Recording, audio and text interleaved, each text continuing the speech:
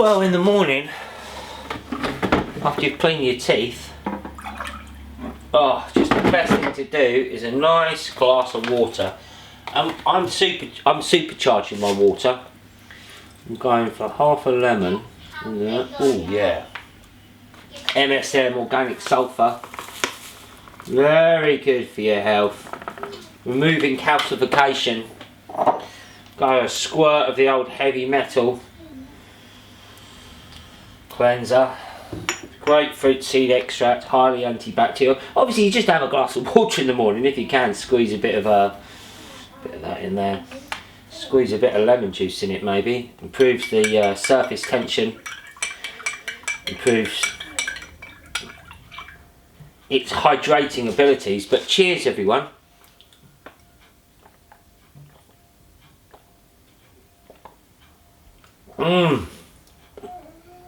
Oh, that's just so good, isn't it? H2O. What a magical thing it is, water. What a magical, amazing thing it is.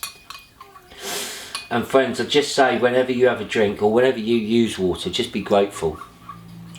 You know, like Masaru Emoto showed, love and gratitude, how it can actually change the molecular structure of the water.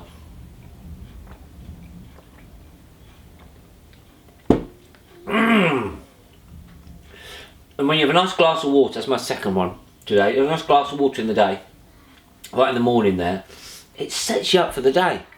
It really sets you up for a good one. Best thing to have in the morning. Clean your teeth, rinse your mouth first, otherwise you wash back all that gunk back in.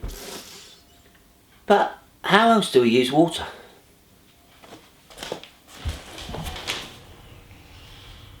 Well, unless you've got a composting toilet, you'd be very grateful for the water that's flushing your crapper. Oh! And isn't it amazing to be able to have a shower? Oh!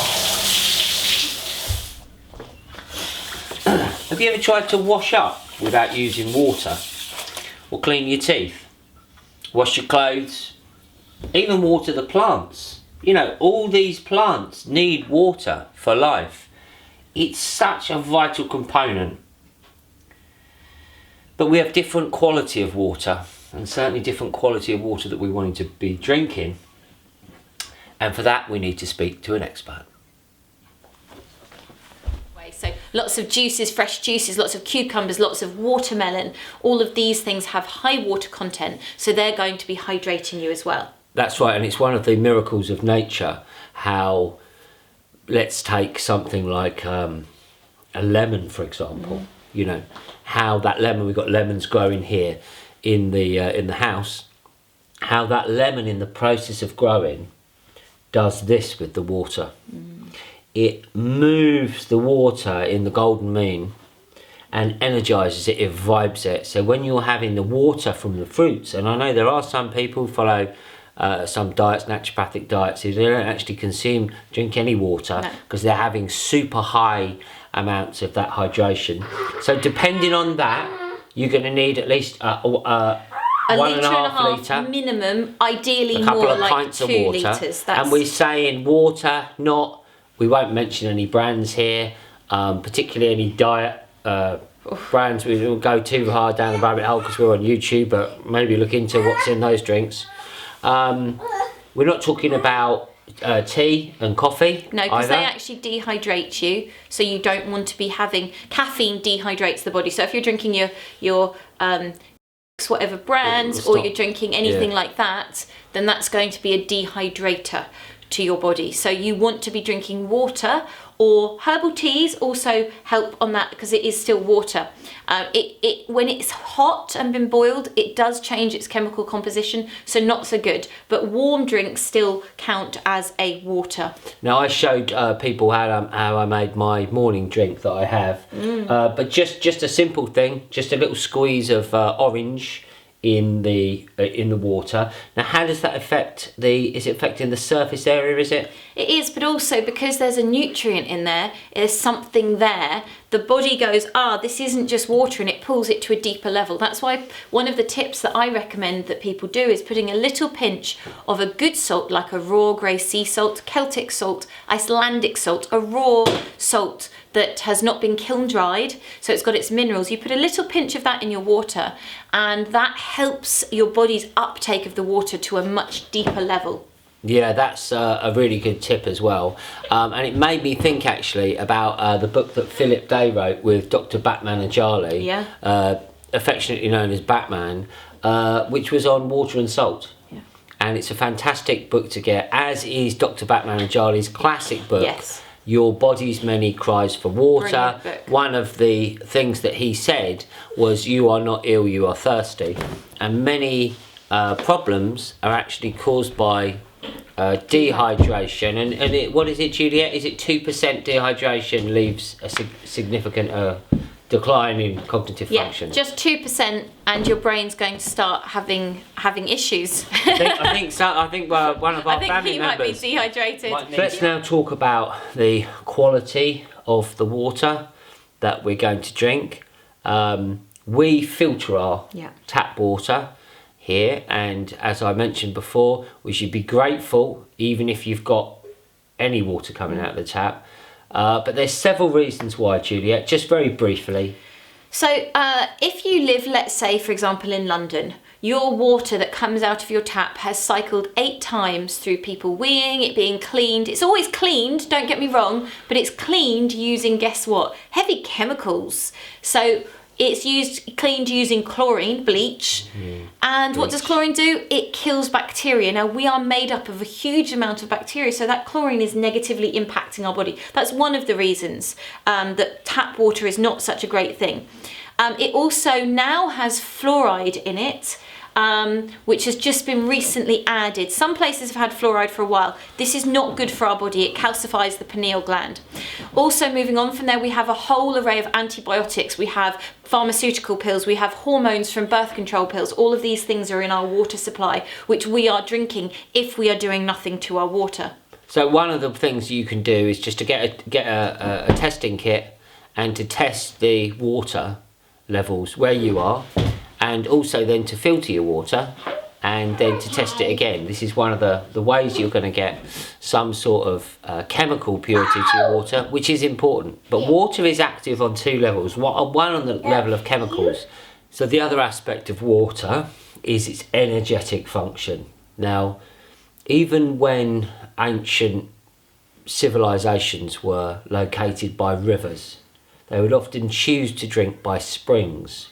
Water that was coming up, as you mentioned before about this recycling, this water hadn't been recycled. Sometimes it was actually coming up from the bowels of the earth, from where we don't even know. Such a mystery that was associated with these springs. And in Britain, the oldest the oldest one that I know that was venerated was in Bath, which of course was a very sacred place to the Romans. But before the Romans, there are totems that have been thrown there for 8,000 years.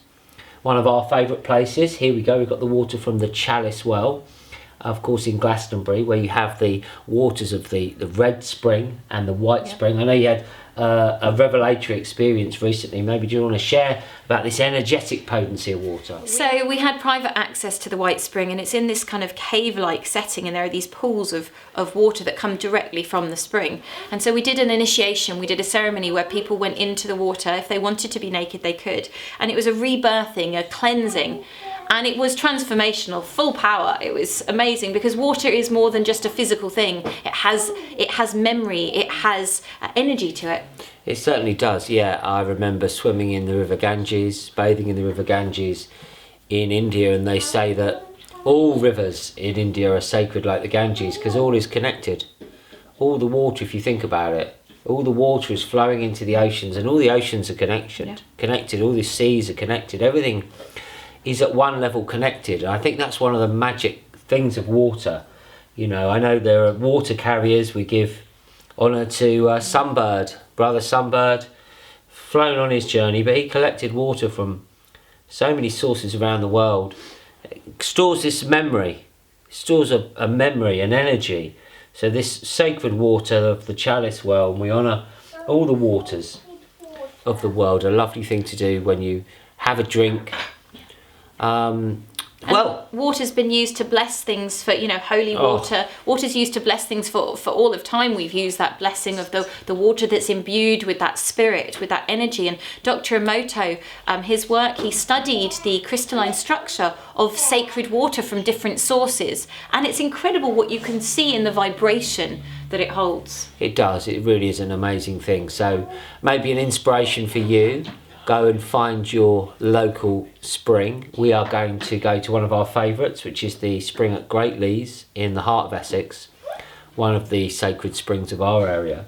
Maybe we'll take a trip up to Walsingham in Norfolk, which was one of the sites of an apparition of the sacred goddess there, and Camelot Moat in North London, which was Chris Street led him to the revelation of the Earth Star's discovery by his vision of this white lady, of this white goddess.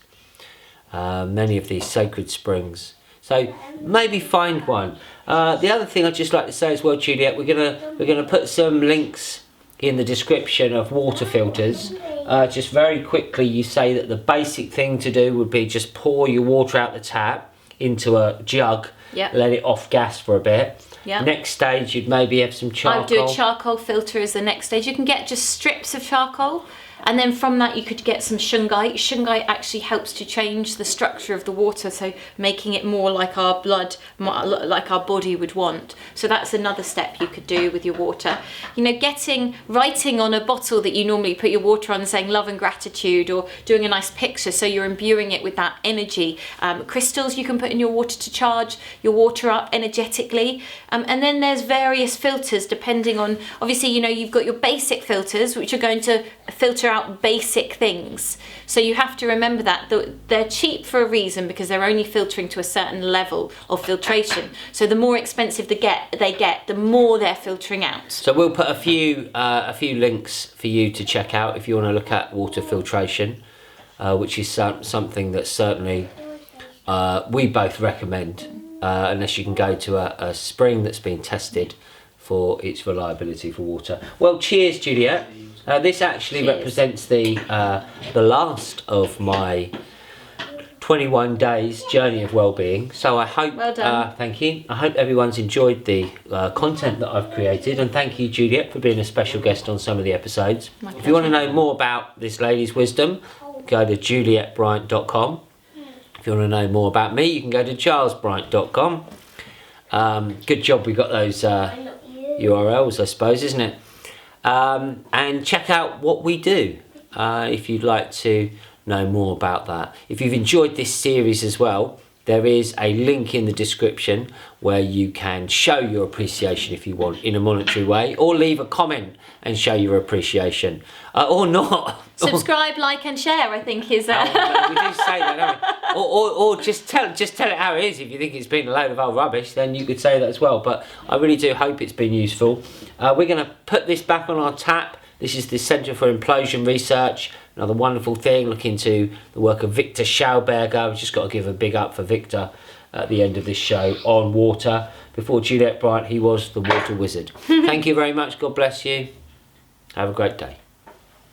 Cheers. Cheers.